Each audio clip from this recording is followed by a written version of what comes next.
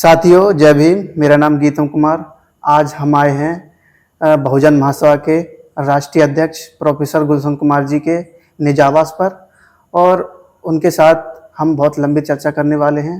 आप इस वीडियो के अंत तक बने रहिएगा।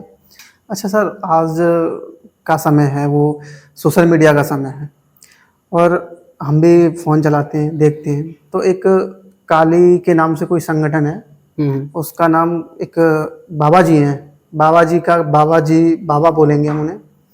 वो अलग ही टाइप वेशभूषा है उस व्यक्ति की। अच्छा वो अच्छा उसकी बात तो नहीं कर रहे ईश्वरानंद नाम है, काली सेना क्या चलाता नाम है है? काली सेना कोई चलाता स्वरूप है, क्या नाम उसका है? देखो, हाँ आनंद स्वरूप, शायद आनंद स्वरूप नाम है ना। तो वो अधिकतर देखता हूँ मैं, वो बाबा साहब की एक इमेज है ना, वो जो संविधान रचेता हैं, जो हमारे परम पूज्य बाबा साहब है, उनकी इमेज को वो व्यक्ति ऐसा क्यों लगता है कि धूमिल करने का कार्य कर रहा है? क्या वो आरएसएस से निकला हुआ व्यक्ति है? आरएसएस ने छोड़ा हुआ है वो व्यक्ति? मैं आपको बताऊं कि अभी मैंने कुछ दिन पहले भी एक जो है अपने इंटरव्यू में कहा था, ये वाली बात मैं दोबारा दोहरा रहा हूँ कि ये आरएसएस के द्वारा छोड़े गए लोग हैं। अब आरएसएस बाबा साहब अम्बेडकर का जो कद है वो देश ही नहीं दुनिया में बहुत बड़ा कद है। तो उस कद पे की तरफ जो उंगली उठाना या लांछन लगाना आरएसएस जैसे संगठन की बस की बात नहीं है। तो वो बैकडोर से इस तरह के लोगों को, जो चोला पहने हुए लोग हैं, उनको छोड़ता है। अब ये व्यक्ति काम क्या कर रहा है मैं आपको बताऊं। ये व्यक्ति जो है काम, दो तीन काम इसको दिए गए हैं। पहला कि ये बाबा साहब अम्बेडकर की छवि को खराब कर दे, उसको धूमिल कर दे। दूसरा ये बता दे कि बाबा साहब अम्बेडकर ने अंग्रेजों के सरकार में शामिल रहे तो वो अंग्रेजों के चाटुकार थे या अंग्रेजों की दलाली करते थे। ये दो काम करना। तीसरा ये काम कर रहा है कि बाबा साहब अम्बेडकर ने संविधान नहीं लिखा, कोई एक BN राव कहाँ से ढूंढ करके लाए हैं, निकाल करके, वो जो चपरासी था, क्लर्क था, तो उस आदमी ने जो है संविधान लिखा है। ये दरअसल ये घटनाएं बहुत कोई सामान्य नहीं है, इनको हमें समझना चाहिए कि इसके पीछे की रणनीति क्या है। इसके पीछे की रणनीति मैं समझता हूं कि ये हमारे पूरी लड़ाई का, हमारी पढ़ाई का, हमारी शिक्षा का, हमारे रोजगार, हमारे स्वास्थ्य का, यानी कि हमारे अस्तित्व का जो आधार है वो संविधान है। हम पूरी दुनिया में छाती ठोक करके जो है बोलते हैं कि संविधान हमारे बाप ने लिखा, बाबा साहब अम्बेडकर ने लिखा। अब ये कोशिश कर रहे हैं कि ये साबित कर दें किसी भी तरीके से कि संविधान डॉक्टर अम्बेडकर ने नहीं लिखा। तो अगर ये साबित हुआ या लोगों में ये धारणा अगर इन लोगों ने नकारात्मक बनाने की कोशिश की कि संविधान अम्बेडकर ने नहीं लिखा, तो बाबा साहब अम्बेडकर के प्रति एक नकारात्मक भाव पैदा होगा और लोग उनको शक की नजर से देखना शुरू कर देंगे। तो जब आपके मसीहा ने संविधान नहीं लिखा और यही आपकी अपनी ताकत है जिसको हम लोग बता करके हम लोग लड़ते हैं, ये हमारे लिए गौरव का विषय है। तो जब ऐसा हो जाएगा तो इनकी लड़ाई बहुत आसान हो जाएगी। एक तो ये है। दूसरा, मैंने देखा कि ये बाबा साहब ही नहीं, बाकी और महापुरुषों के बारे में भी ये करता है। अभी ज्योतिबा फूले जी के बारे में कह रहा था कि वो ईसाई धर्म, ईसाई धर्म स्वीकार कर लिया। ज्योतिबा फूले जी ने कोई ईसाई धर्म स्वीकार नहीं किया। इस गधे से मैं कहता हूं कि पहले तुझे किताब पढ़नी चाहिए। ज्योतिबा फूले जी ने जो मिशनरी लोग थे उनके स्कूल, उनसे कहकर के सरकार थी, ज्योतिबा फूले जी ने बहुत सारे स्कूल खुलवाए दलित और पिछड़े जो है लोगों के पक्ष में, जो है उनको शिक्षा ज्योतिबा फूले जी ने दी, लेकिन उन्होंने कोई ईसाई धर्म स्वीकार नहीं किया। लेकिन लोगों में गलत तरीके की बातों को फैलाना, उसका प्रचार करना, क्योंकि इसे मालूम है कि भारत में बहुत बड़ा वर्ग ऐसा है दलित पिछड़ों का भी जो पढ़ा लिखा नहीं है। तो जब पढ़ा लिखा नहीं है, इतिहास की उसको समझ नहीं है, तो बहुत आसानी से वो इसको जो गुमराह करने में आ जाएगा।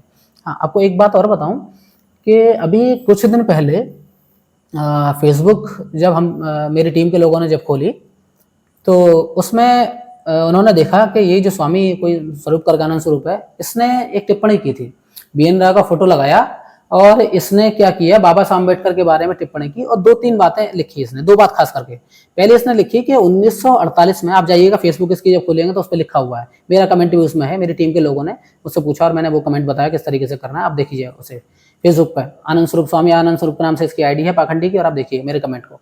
इसने सारे ही 150 से ज्यादा उस पर कमेंट है, इसने सारे दूसरे कमेंटों का जवाब दिया, लेकिन मेरे कमेंट का इस पर कोई जवाब नहीं था। दोस्तों ध्यान से सुनना है कि ये जो जानकारी है, क्योंकि इस तरह की भ्रामक खबरें आरएसएस के द्वारा जो लोग छोड़े गए हैं, वो इस तरह की चीज़ों को नैरेटिव सेट कर रहे हैं ताकि जो एक पढ़ा लिखा वर्ग नहीं है हमारे समाज में, वो बड़ी आसानी के साथ गुमराह हो सके।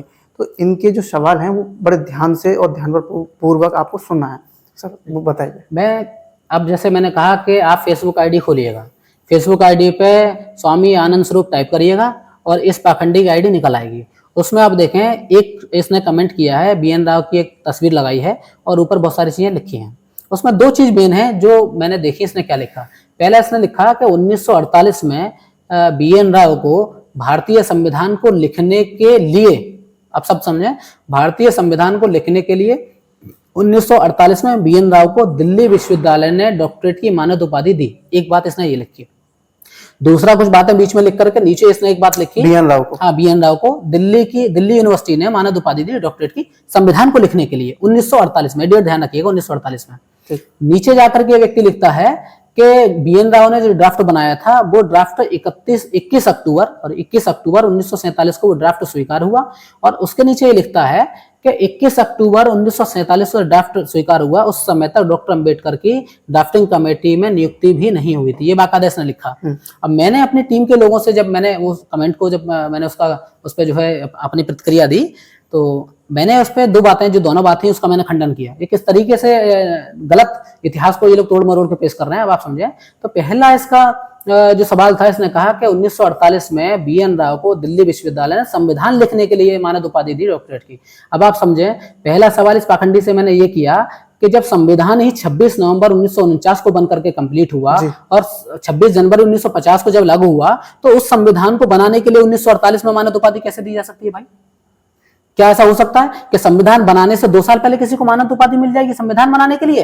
ये एकदम से फर्जी खबर थी। मैंने बताया कि मानद उपाधि किसको मिली और कब मिली, मैंने डेट सहित इसको बताया। मैंने कहा कि बाबा साहब डॉक्टर भीमराव अंबेडकर को संविधान का नेतृत्व करने के लिए, ड्राफ्टिंग कमेटी का नेतृत्व करने के लिए और संविधान में बहुत महत्वपूर्ण भूमिका का निर्वहन करने के लिए पहली डॉक्टरेट की मानद उपाधि कोलंबिया विश्वविद्यालय ने दी, जहां से बाबा साहब अंबेडकर ने अपना थीसिस लिखा था। और मैं आपको डेट भी बता रहा हूं आपके दर्शकों को कि ये डॉक्टरेट की मानद उपाधि बाबा साहब अंबेडकर को 5 जून 1952 को दी गई। आप चाहें तो गूगल करके देखिएगा। अब जो ये कह रहा था कि 1948 में कोई मानद उपाधि संविधान के लिए नहीं दी गई, क्योंकि संविधान बन करके लागू 1950 में हुआ।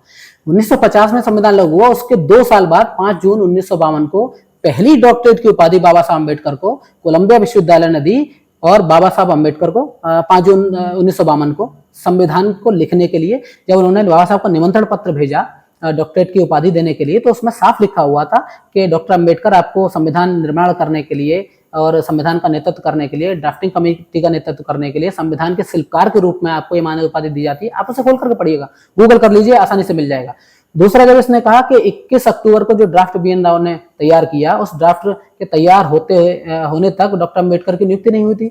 और मैंने फिर इसको बताया कि डॉक्टर अंबेडकर की ड्राफ्टिंग कमेटी या प्रारूप समिति, जो संविधान बनाने की जिम्मेदारी जिसके पास थी, उस समिति की नियुक्ति बाबा साहब अंबेडकर की नियुक्ति उस समिति के बतौर चेयरमैन 29 अगस्त और 1947 को हुई। ये व्यक्ति कह रहा था कि 21 अक्टूबर को तक कोई नियुक्ति नहीं हुई है, जबकि बाबा साहब अंबेडकर की नियुक्ति संविधान प्रारूप समिति के चेयरमैन पद के लिए 29 अगस्त 1947 को हुई।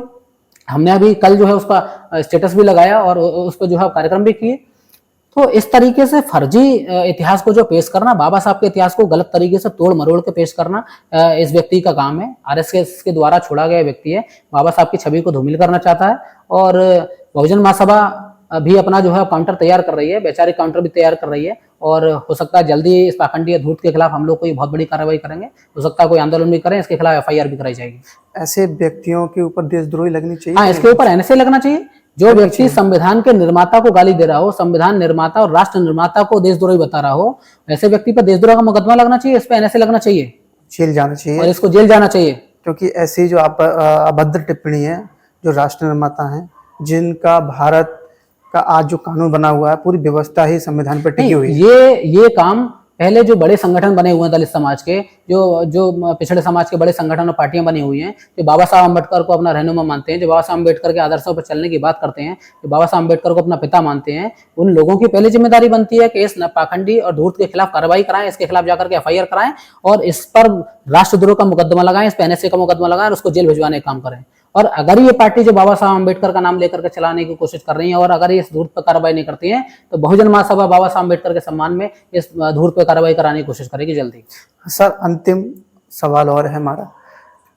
अभी हाल ही में ही करीब RSS के 100वां वर्षगांठ मनाया गया है, वो भी दिल्ली। तो करीब 4 दिवसीय उनका जो कार्यक्रम चला है, उसमें संघ प्रमुख, मैं देख रहा था, संघ प्रमुख ने 2 बातें तो काफ़ी सारी बोली, लेकिन जो मुख्य हैं, जो मैंने उनको देखा, तो उन्होंने पहले ये बोला कि जो भारत देश है वो बुद्ध का देश है। और फिर उसी के तत्काल एक और स्टेटमेंट दिया कि भारत के अलावा कोई बुद्ध देश नहीं है। क्या बुद्धिस्ट जो कंट्री है क्या भारत के अलावा है? नहीं है। अच्छा, मैंने कुछ कंट्री तो ऐसे देखी है कि उनका जो धर्म है वो राष्ट्रीय धर्म वो बौद्ध धर्म ही है। देखिए एशिया में 50% से ज़्यादा देश बुद्धिस्ट हैं सीधे तौर पर, या तो बुद्धिस्ट हैं या उनमें बुद्धिस्टों की संख्या, बौद्धों की संख्या भारी मात्रा में है। आप अपने आसपास देख लीजिए, चाहे वो कंबोडिया हो, चाहे वो थाईलैंड हो, चाहे वो जापान हो, चाहे वो चीन हो, चाहे वो श्रीलंका हो, चाहे वो सिंगापुर, ये सारे बौद्धों के देश हैं। एक बात हुई। दूसरी बात, आपके चैनल के माध्यम से दर्शकों को एक खास बात मैं ये बता दूं कि आरएसएस है क्या। अगर बहुत कम शब्दों में अगर ये बताऊं तो मेरा मानना है कि आरएसएस 10 मुंह से बात करता है। हमें हमेशा ध्यान रखना चाहिए, संघ प्रमुख अलग बात करते हैं और सरकार अलग बात करता है, उसके अलावा ऑर्गेनाइजर से अलग बात होती है, पंजने से अलग बात होती है, प्रचारक अलग बात करता है, प्रवक्ता अलग बात करता है, विचारक अलग बात करता है, उसका लेखक अलग बात करता है, मंच से अलग बात करते हैं, शाखा में अलग बात करते हैं, कैडर में अलग बात करते हैं, और इस तरीके से वो 50 मुंह से बात करता है आरएसएस जो है, और उसकी बात पे भरोसा नहीं किया जा सकता। वो कभी कहते हैं बुद्ध का देश है, लेकिन बुद्ध के खिलाफ वो अभियान चला रहे हैं। वो कहते हैं अम्बेडकर का देश है, अम्बेडकर के खिलाफ अभियान चला रहे हैं। वो कह रहे हैं ज्योतिबा फूले महात्मा गांधी का देश है, तो उन दोनों के खिलाफ अभियान चला रहे हैं। तो जितने भी दलित और पिछड़े हुए लोगों के महापुरुष हैं, जब भाजपा या आरएसएस ये कहती है कि ये बुद्ध का देश है या अम्बेडकर का देश है या गांधी का देश है, तो ये समझ जाइए कि उनके विचारों के खिलाफ वो आंदोलन चला रही है, बहुत तेजी के साथ में उनके विचारों को खत्म कर देना चाहती है। तो आरएसएस जो कहती है उसका उल्टा ही हमेशा करती है, 10 मुंह से बात करती है, तो उस पर भरोसा नहीं किया जा सकता। अच्छा सर, संघ प्रमुख ने एक और बात बोली कि जो बीजेपी सरकार है वो आरएसएस की बातों को न मानकर, आरएसएस की कोई भी नीति को न मानकर वो उसके निर्णय स्वयं के होते हैं। लेकिन इसी 15 अगस्त 2025 में जब हमारा देश आज़ाद के रूप में उत्सव मनाया जाता है 15 अगस्त को, तो नरेंद्र मोदी जी लाल किले से भाषण देते हैं, एक आरएसएस का जिक्र करते हैं, प्रमुख मना करते हैं और मोदी जी वहाँ से नाम लेते हैं। मैंने भी क्या कहा था कि आरएसएस, समझ नहीं आया। मैंने कहा ना आरएसएस 10 मुंह से बात करता है, उसकी बात का भरोसा करना आसान नहीं है, समझ रहे हैं। जैसे अगर ये लोग ये कह रहे हैं कि भाजपा के निर्णय अपने होने चाहिए, तो मैं ये जानता हूं और आप भी ये जान लें कि आरएसएस के अंडर में भारत में 300 से ज़्यादा संगठन, सीधे तौर पर बड़े संगठन की बात बता रहा हूँ, वैसे हजारों संगठन है, 300 से ज़्यादा बड़े संगठन, अनुषंगिक संगठन इसके लिए सीधे तौर पर काम करते हैं आरएसएस के लिए, और सामाजिक और राजनीतिक दोनों किस्म के संगठन है। उसी तरीके से भाजपा उसका एक राजनीतिक संगठन है, एक पॉलिटिकल विंग है। तो बीजेपी के निर्णय बड़ी मात्रा में आरएसएस से प्रभावित होकर के आते हैं। आप देखें बीजेपी में बहुत सारे पद ऐसे हैं जिन पे आरएसएस का ही व्यक्ति आ सकता है। जैसे बीजेपी में संगठन मंत्री का एक पद होता है जिसमें आरएसएस का व्यक्ति ही नियुक्त किया जाता है, दूसरा कोई व्यक्ति नियुक्त नहीं किया जा सकता। तो बहुत सारी मामले हैं जिसमें बीजेपी कोई स्वतंत्र नहीं है, आरएसएस जो निर्णय लेता है वही उसी तरीके से निर्णय लिए जाते हैं। और एक बात और भी हमें याद रखनी चाहिए कि बीजेपी आरएसएस किसी भी तरीके से आपस में लड़ाई दिखाने की कोशिश करे, वो अंदर खाने, वो सारे लोग एक हैं, उनमें अंदर खाने किसी प्रकार की कोई लड़ाई नहीं है, वो इस बात को समझ गए। इस बात को एक उदाहरण से आपको समझा दूं मैं जी कि 2004 में जब चुनाव हुए तो अटल बिहारी वाजपेयी प्रधानमंत्री पद के दावेदार थे, उससे पहले प्रधानमंत्री रहे थे वो 1999 से 2004 तक। तो जब भाजपा, भारतीय जनता पार्टी जब चुनाव हार गई, चुनाव हार जाने के बाद में अटल बिहारी वाजपेयी शिमला गए और अपनी छुट्टियां मनाने लगे। शिमला में कुछ पत्रकार, टीवी पत्रकार उनके पास पहुंचे, उन्होंने जब उनका इंटरव्यू लिया तो अटल बिहारी वाजपेयी ने पूरी हार का ठीकरा नरेंद्र मोदी और आरएसएस से फोड़ दिया। उसने कहा कि 2002 में अगर नरेंद्र मोदी को गुजरात दंगे के बाद अगर आरएसएस के लोग ना बचाते, अडवाणी जी अगर ना बचाते, तो आज मेरी सरकार नहीं आती, भारतीय जनता पार्टी की सरकार नहीं आती। इसके लिए आरएसएस और नरेंद्र मोदी जिम्मेदार है। ये सीधे तौर पर उन्होंने आरोप लगाया अपने इंटरव्यू में। उसे चाहे तो आप पढ़ लीजिएगा, बहुत सारी किताबें उस पर लिखी हुई हैं, गूगल पे भी मिल जाएगा। उसके बाद में सरकार चलेगी, तो अब देखें 10 साल तक आरएसएस और बीजेपी की सरकार नहीं आई, 2004 से 14 तक सरकार नहीं आई, और आरएसएस और बीजेपी के बीच में काफी खींचतान भी हुई। लेकिन 2013 में जब भारतीय जनता पार्टी के प्रधानमंत्री पद का उम्मीदवार जब तय करने की बात आई, तो गुजरात में एक बैठक हुई। उस बैठक में बताते 3-3.5 घंटे बैठक चली। उसमें नरेंद्र मोदी और मोहन भागवत और सरकार रेबा, 3 लोग सिर्फ शामिल थे। उसकी मीडिया फुटेज भी नहीं आई, उसमें क्या बातें हुई क्या नहीं हुई ये पता नहीं लगा। लेकिन बहुत सारे एक्सपर्ट ने ये बताया कि 2 बातें खास तौर पर निकल करके आई। पहली ये थी भाजपा की तरफ से कि अगर बीजेपी की तरफ से एक बात ये कह दी गई कि आप लोग हमारा पूरी तरह से जो समर्थन करेंगे, और अगर भारतीय जनता पार्टी आरएसएस के लोगों का कोई काम अगर नहीं करती तो आरएसएस के लोग ये समझेंगे कि बीजेपी उस काम को करने की स्थिति में नहीं है और उनके खिलाफ कोई अभियान नहीं चलाएंगे। बात समझ में आ रही? जी। क्या यानी कि बीजेपी ने कहा कि अगर हम सत्ता में आ गए और हम आरएसएस के लोगों का कोई काम नहीं कर पा रहे हैं, तो आरएसएस को खुद ये समझना है कि बीजेपी उस काम को करने की स्थिति में नहीं है, तो बीजेपी के खिलाफ कोई आरोप प्रत्यारोप नहीं लगाया जाएगा या उनके खिलाफ कोई किसी प्रकार का नैरेटिव नहीं बनाया जाएगा। एक तो ये बात हो गई। दूसरा, आरएसएस ने ये एक बात अपनी रखी कि अगर भारतीय जनता पार्टी चुनाव हार जाती है तो उसका ठीकरा, जैसे 2004 में आरएसएस को फोड़ा गया, उसका ठीकरा आरएसएस पर नहीं फोड़ा जाएगा। ये दो सहमतियां बहुत सामान्य तौर पर बन गई और उस वजह से प्रधानमंत्री के पद के उम्मीदवार नरेंद्र मोदी को घोषित कर दिया गया और देखा आप लोगों ने कि वो 2014 में सरकार बन गई। तो 2014 से आज तक 10-11 साल हो गए हैं। आप देखें, इनमें बाहर ये कितना भी दिखाएं कि इनमें आपस में झगड़ा है, नरेंद्र मोदी में, मोहन भागवत में 75 साल को लेकर के कोई झगड़ा है, या बीजेपी अध्यक्ष तय नहीं हो रहा पर उसको लेकर कोई झगड़ा है। मेरा मानना है कि इनके अंदर कोई झगड़ा नहीं किसी भी तरीके का, ये सारे लोग एक हैं और ये आपको दिखाने के लिए, गुमराह करने के लिए, बरगलाने के लिए कि इनमें कलह चल रही है, ऐसे कोई कलह नहीं है। बीजेपी और आरएसएस एकदम से एक है। अच्छा, एक सवाल और है सर, आप बहुजन महासभा के राष्ट्रीय अध्यक्ष हैं। एक बीते पीछे समय दिनों में जो कार्यक्रम हुआ उसके बाद बड़ी निष्क्रियता से दिखने को मिल रहा है और बड़ी उपेक्षा है लोगों को आपसे, जिस तरह से आप काम कर रहे हैं बहुजन महापुरुषों को लेकर के, और किसी प्रकार की बहुजन महापुरुषों की विचारधारा से किसी प्रकार का कोई समझौता नहीं देखने को मिलता है। तो ऐसी निष्क्रियता और आप निष्क्रियता को देखते हुए और आगे का आपका क्या स्टैंड है? नहीं, एक बात तो ये है कि मैं एक सामान्य कार्यकर्ता हूँ बहुजन महासभा का।